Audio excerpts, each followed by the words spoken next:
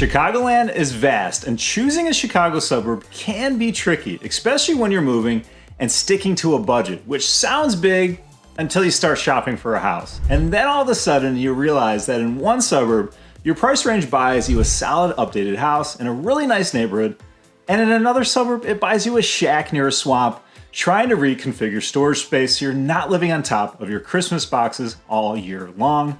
So if you're planning a move to the Western Chicago suburbs, let's clarify a few things before we get into it. In this video, I'm focusing on suburbs where the budget around $600,000 gives you a real shot at a solid detached single-family home.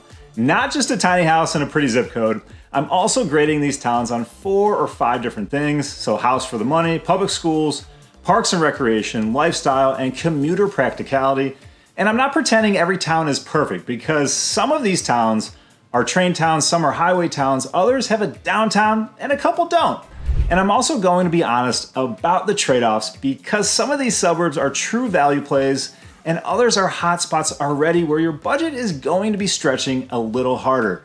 And as we go, tell me in the comments if you would rather have the better town, the better house, or a combination of the two for the same $600,000, because that's really what this whole conversation comes down to. Let's start with Wheaton, Illinois, because this is one of the cleanest all-around answers in the Western suburbs conversation. Wheaton is one of those towns that has an established suburban identity, consistently attracting people because it checks a lot of boxes all at once. Strong schools, great parks and recreation, a real downtown with things to do along with year-round events, metro train access direct to Chicago, and neighborhoods that have that community-oriented feel. Now, what I like most about Wheaton is that the median price is about $565,000, up nearly 9% year over year. You can still buy into a really desirable neighborhood close to downtown Wheaton and amenities without needing Hinsdale or Naperville money. Now, full transparency, Wheaton is a competitive market, and there hasn't been a whole lot of inventory here the last couple years. But I do think this area will really take off in the next few years as more people look for an alternative suburb that pretty much has it all but at a lower price point. Now, at this budget, you still have a legitimate shot at getting a solid detached home in a fun community-oriented town.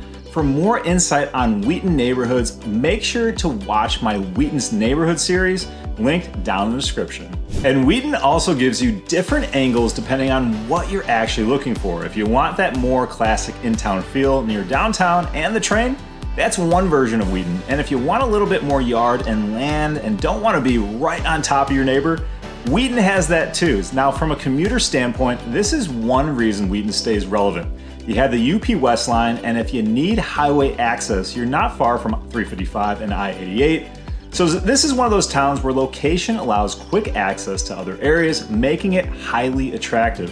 And if I'm being honest, Wheaton is one of those towns where people feel really good about the overall package. It's not always where your dollar goes the absolute furthest in raw square footage, but it is one of the best total package plays. So my quick take on Wheaton: if you want one of the safest, best all-around communities for $600,000, Wheaton should absolutely be considered. Now let's move into Downers Grove, where the overall town is excellent, but different sections of town can be totally different, which is where I think the conversation gets pretty interesting, because Downers Grove is a strong town. Great schools, great commuter setup with 3 metro train stations. Downtown Downers Grove is awesome with year-round events, including the turkey trot. Just ask my wife how much she loves it. A lot of amenities with phenomenal parks, and the reputation speaks for itself. The real question is, what does $600,000 buy in Downers Grove? Because the north and south ends are very different. Overall across town, the median home price is about $575,000, up nearly 15% year over year. But, and I emphasize that, Downers Grove is one of those suburbs where location inside the suburb matters a lot. If you're on the north side, closer to downtown, the train line, Ogden Avenue, and that walkable pocket, the pricing gets much more aggressive. In that area, $600,000 probably gets you a smaller, older home that's a fixer-upper. Whereas if you go further south from downtown Downers, you would have a better shot at finding a fairly updated home with a larger space that's more feasible for today's lifestyle. And in this area, don't sleep on Woodridge, because it shares Park District access with Downers Grove.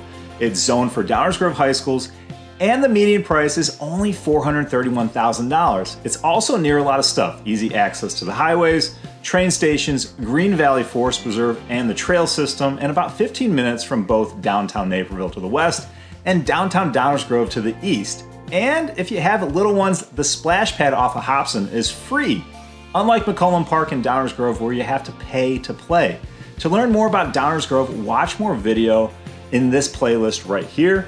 That said, Downers earns its spot all day long because the lifestyle is desirable for all sorts of people. BNSF access is a real asset, the downtown is active, parks and amenities are there, Oak Brook is right nearby, highways are all over this area, and for a lot of people, this is exactly the type of suburb they picture when they say they want a great western suburb for family life and Chicago access. So for me, Downers Grove is the best premium town if you can compromise on the house and purely care more about location, commute convenience, and things to do. Sandwiched in between Naperville and Downers Grove is Lisle, Illinois, also known as the Arboretum Village. It's one of those Chicago suburbs that doesn't always get the same emotional reaction as neighboring areas, but from a real estate and math standpoint, Lisle can be really solid. The median home price is $605,000, up over 16% year over year. And if you still want Naperville School District 203 without paying Naperville prices, look into Green Trails of Lisle. I grew up right next door to this area, and it's absolutely awesome with all the parks and trails, and I've recently helped a couple families relocate to this neighborhood who were done with the city life and wanted a nice place to live. So give me a call, and I will make that happen for you too.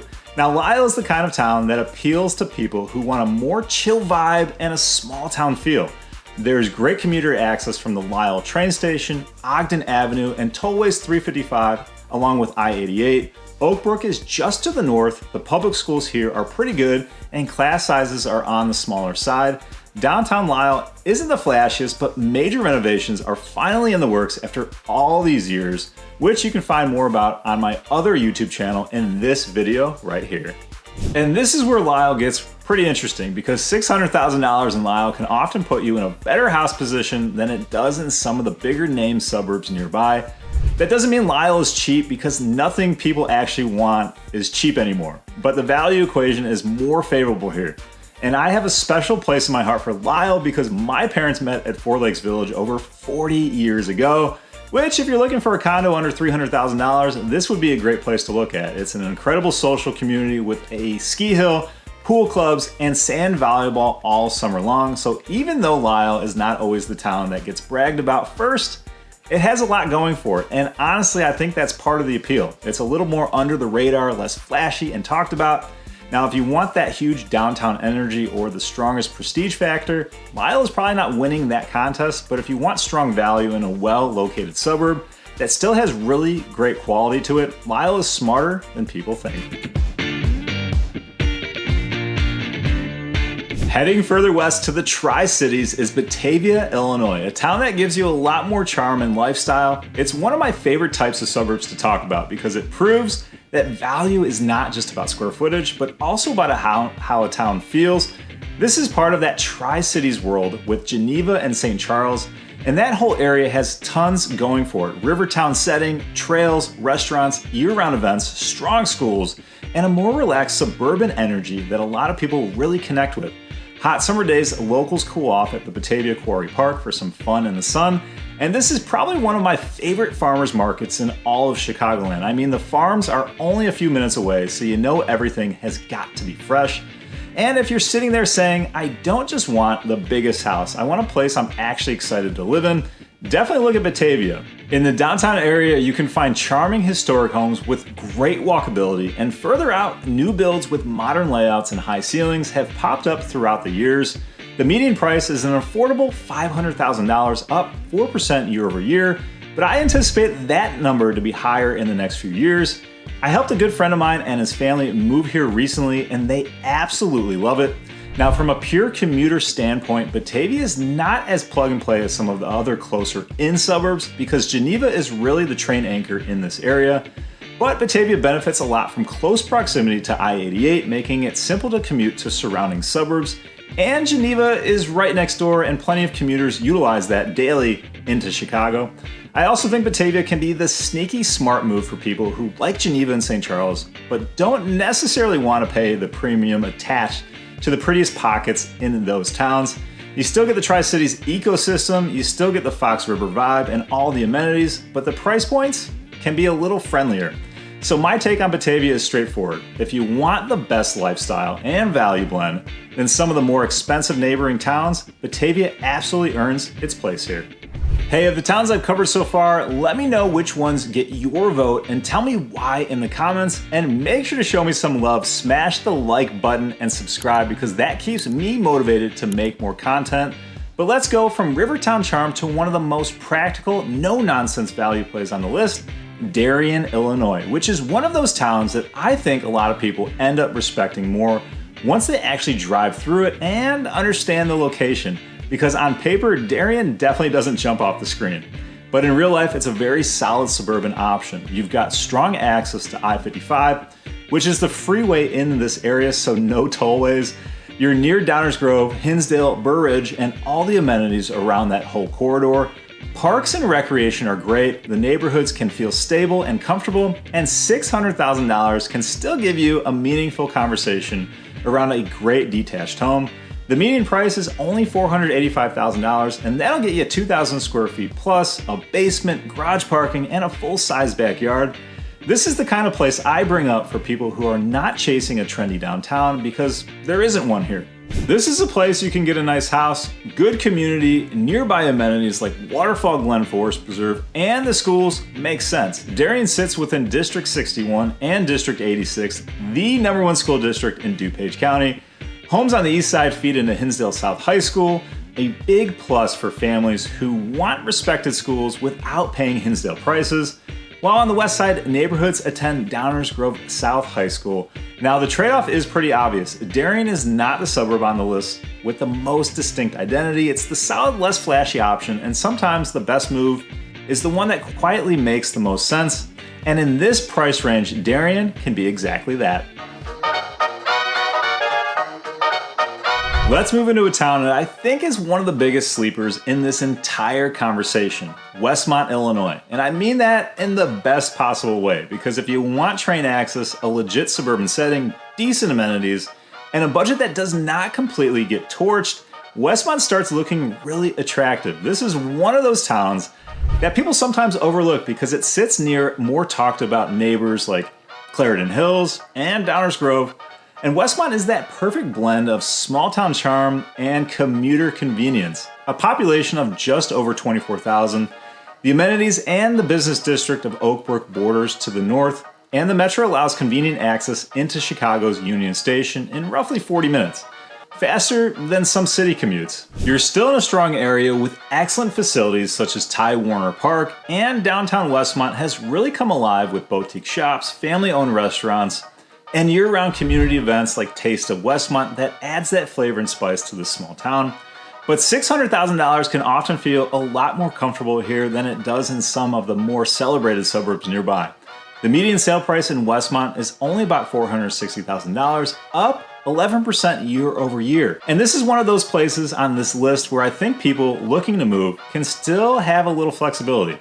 There's a mix of school districts. The west side attends Downers Grove schools, while the east side is Hinsdale High Schools, but most of the town falls under District 201, and while it's a smaller district, it's earned solid ratings as the 21st best district in Illinois, and you're not coming in feeling like every decent detached house is already out of reach the second you start searching. And from a location standpoint, it's hard to ignore. You're close to Hinsdale, Downers Grove, Oak Brook, Clarendon Hills, and major highway access. So for me, Westmont is the classic sleeper. It's not always the first suburb somebody says out loud, and it's not the most prestigious, but it's very relevant if your goal is getting a better house while maintaining great location and convenience. Now, if Westmont is the sleeper commuter town, the next suburb is the underrated wildcard that more buyers should at least be considering. Warrenville, Illinois is one of those places where the more practical you are, the more it tends to make sense. Because again, this is not the suburb where people usually dream about first. People are usually drawn north to Wheaton and south to Naperville, and that can create some opportunity. Warrenville gives people access to a great overall area, close proximity to Wheaton and Naperville, like I mentioned, quick access to I-88, and a lot of outdoor recreation. One of my favorite places here is Blackwell Forest Preserve with its hiking trails, scenic views, and kayaking on Silver Lake. It shares Community School District 200 with Wheaton, the 18th best school district in the state, where residents attend Wheaton Warrenville South High School. And here's where the value equation can get really interesting. The median home price is about $390,000, so a budget of $600,000 in Warrenville will get you roughly 2,500 square feet, 4 beds, 2.5 baths. The caveat, it's a small town of 15,000 people. So inventory can tend to be limited, but if you're trying to maximize what you actually get for a house while still staying in a desirable western suburb area, Warrenville can be a very smart play. Warrenville gives you elbow room, great schools, scenic trails, a perfect mix for those who want small town calm without giving up that convenience. And let me know in the comments, is Warrenville an underrated smart money move, or is it just where people end up after they get priced out of either Wheaton and Naperville? Last but definitely not least, Lemont, Illinois, what I call my fringe western/southwest Chicago suburb. So Lemont is the stretch entry in this conversation, and I want to be very clear about that because this is not one of those towns where I'm going to pretend $600,000 goes super far. It doesn't really. It's not compared to Westmont, Warrenville, or Darien, at least. The median price here is just over our threshold at $625,000, and prices have been stagnant here for a couple of years. But Lemont earns its place because it gives residents something different. It has character, topography, a cute downtown, unique recreation with the Des Plaines River, and quite a few off-roading biking trails just to the east in Willow Springs, which was great during COVID to get some exercise while staying away from people. There's also quietly some great golfing here between Cog Hill and Ruffled Feathers, easy access to highways like 355 and I-55, and the best part is real growth and momentum is happening here. Master planned communities are being built out as we speak, so if you want a new home in that $650 to $750 range, you have options to choose from. Now, from a trained commuter standpoint, this isn't as flexible as some of the other suburbs we talked about in this video, so I would not frame Lemont as the no-brainer commuter suburb. But if you're on a hybrid schedule or don't need daily downtown Chicago access, Lemont can absolutely make sense. And I do think this is one of those towns that people may look back on in a few years and talk about how they got in early before it became overpriced. So my take on Lemont, not the pure best house for the money winner, but definitely one of the more interesting stretch options if you care about character and long-term upside. So when you look at these towns, the real takeaway is that $600,000 means very different things depending on the suburb. For some, it's where can I get the best house, and for others, it's where can I afford the best overall lifestyle.